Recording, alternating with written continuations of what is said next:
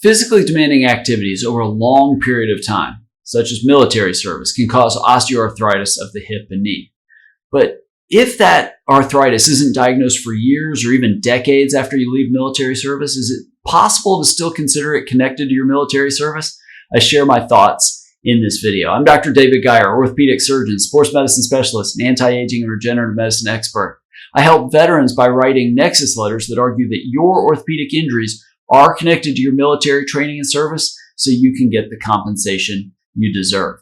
This video is the latest in a relatively new series of videos I'm making in which I answer service connection questions I receive from military veterans across the country. And here we're going to talk about hip and knee arthritis. And the question is very straightforward. Can hip or knee arthritis that was diagnosed years after leaving the military, can that still be service connected? It is a very, very common question I get, especially from the vets that I work with. Now, osteoarthritis, whether it's the hip or the knee, this is a degenerative joint disease, gradual breakdown of cartilage, which is the protective tissue that cushions the ends of the bones. It is often from repetitive stress, repetitive trauma, sometimes actual traumatic injuries or repetitive injuries. Very, very common. Those circumstances exist in military services because there's activities like carrying heavy loads, running with gear, high impact training. And the VA, they do recognize a 1-year presumptive period for service connection of chronic diseases like arthritis. And what that means is if symptoms manifest to where they're at least 10% disability within 12 months of military discharge, then yes, they presume it's service related. But that's not what the medical evidence shows. The scientific studies show that osteoarthritis can be asymptomatic for much longer than 12 months. And that's where these claims of people claiming osteoarthritis of the hip or the knee years later, that's where these VA claims get really difficult. And I disagree pretty strongly with this 12-month period where it has to manifest or it wasn't caused by the military. The development of arthritis, osteoarthritis in particular, is insidious. It starts with microscopic damage to the joint structures and the cartilage and the subchondral bone, and it accumulates over a long period of time.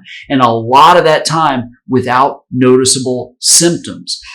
Post-traumatic osteoarthritis, for instance, about 12% of osteoarthritis cases, the joint injuries have been shown to have a latency period anywhere from 6 to 12 months to 10 to 20 years after the trauma.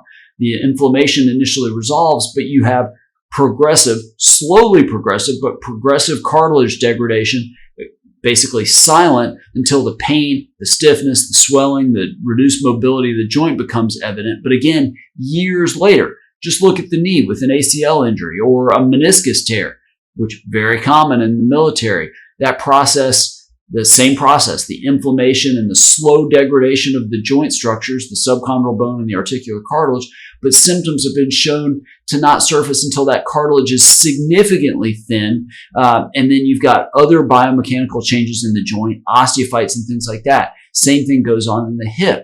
The repetitive impact, the subchondral bone collapsing, that might develop very slowly until gradually it worsens and then abruptly the pain can start many, many years later. This delayed onset, that's kind of how early stage osteoarthritis, progressive osteoarthritis, that's how it goes based on the biomechanical and the structural alterations and the gradual damage, the cartilage softening, the bone spurs that develop.